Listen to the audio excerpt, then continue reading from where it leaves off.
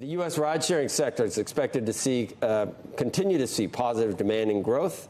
This is according to Evercore's annual ride-sharing survey. The report comes as Lyft kicks off its first ever Investor Day. Joining us now is the author of the report, Mark Mahaney, Evercore ISI, head of Internet Research. And as I was perusing your report, Mark, most of the time I was just kind of nodding. It's popular. Everybody does it. People are doing it more frequently than ever. The future is very bright. Have I missed anything? No, you got it.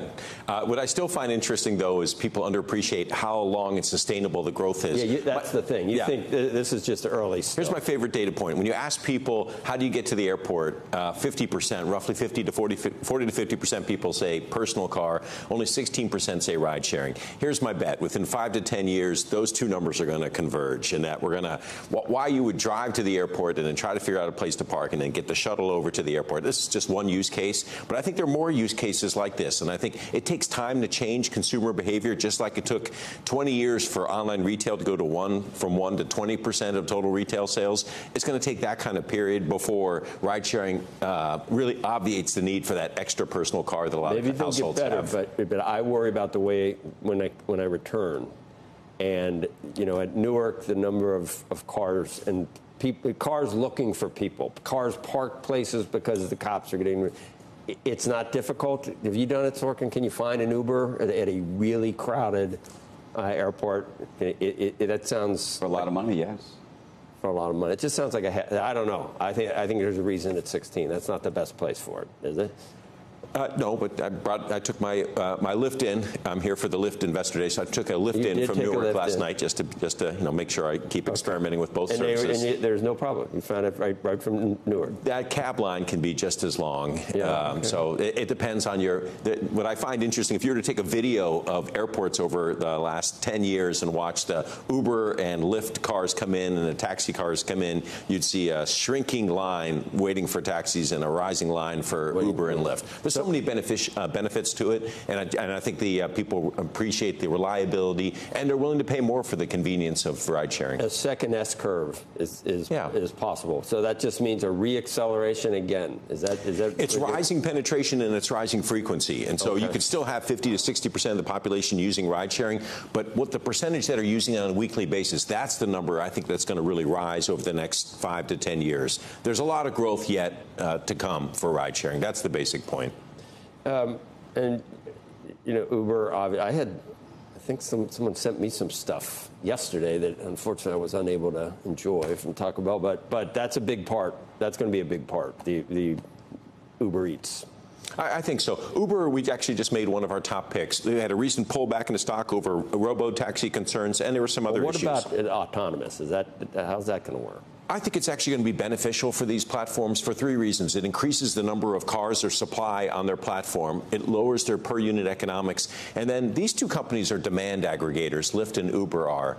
If you own an autonomous vehicle and you want to make some money off it by putting it into having people use it, or if you own a fleet of these, the best way to do it is match it up with demand aggregators. There's nobody who has as much demand as Uber or Lyft. So I think they're actually long-term winners in this as robo-taxis roll out in the next 5 to 10 years. We don't talk about Lyft nearly as much. So what do you expect to hear, and what are the pros, or the positives and negatives versus Uber? This has been a bit of a turnaround story. You've had a new CEO who came in about a year ago, Dave Risher, one of the early Amazon employees, not one of the co-founders, but one of the early Amazon employees. What's the difference? Yeah, and I think there has been something of a successful turnaround so far. The ability of Lyft to actually gain market share from Uber, though, is really tough. It's hard to see how they come up with a new feature that Uber can't replicate the day after. It's very hard to underprice Uber on price. So there's a challenge Lyft has, but can it sustain 30% market share? We think it can. It's a good asset. We don't have a buy on Lyft. We're on the sidelines on it. We prefer Uber, but we have seen improved execution. When do you do both?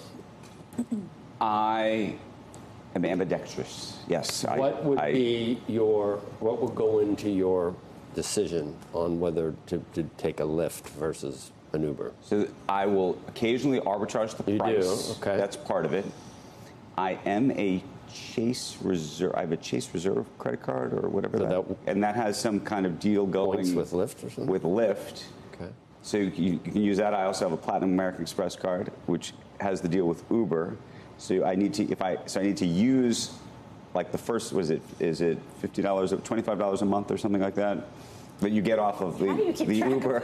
Well, I just try to make sure that I use enough of them so Mark, that I capture all the pieces. How many people are in your survey?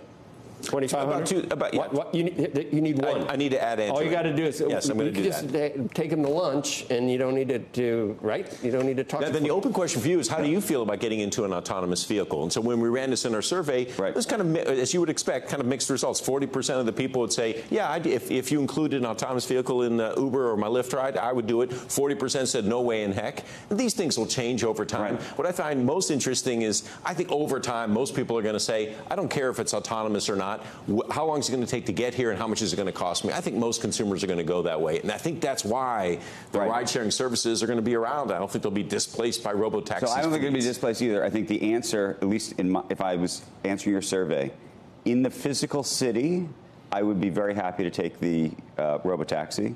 If I was going on highways or even on the FDR or West Side Highway, anywhere where anyone's going, look, it's very true. The traffic death in vehicle in the city, if you're not on a highway in New York City, like on the island of Manhattan, is super low. Yeah. Like nobody, I mean, people are getting injured, but nobody's dying because nobody's going faster than 25 miles an hour. Pedestrians. So they're actually, by the way, that's true.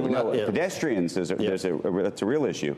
But so for me, in a city, it's easy for me to say yes to the robo-taxi. In city, I would still want to wait a little bit longer for the highways. So you're using like your $50 that you get back, and you don't think congestion pricing is a problem for $15 to get down here? If CNBC didn't pay for your $15 to get here in the morning for congestion pricing, would you still be in favor of it? I'd still be in favor of the... Like if it costs you $15 to come into work every day extra? I don't know. I mean, obviously, I would be against congestion pricing. If that's what you're asking. Yeah, of course you'd be against congestion pricing. If you're actually paying the bill, none of us are going to have to pay it. If you're paying the bill, you would be upset about it. There's no question. And Lyft is high risk, you think, much higher than there's more. Uber, yeah, it's because it's less diversified. Okay. So it's only ride sharing, and it's only in the U.S. for now, and maybe they'll change that over time. Uber gives you a lot more diversification. They got more advertising revenue too. There's just more options because they've got greater scale. Uber hurting Lyft more than Lyft hurting Uber. Yes, yeah, that's true. But what I have found interesting is that this industry started 4 years ago with no profits in sight, and now they're both starting to generate nice free cash flow. Both of them have showed you that over time, growth begets profits. And so these businesses are actually very investable businesses. I just have a preference for Uber right now.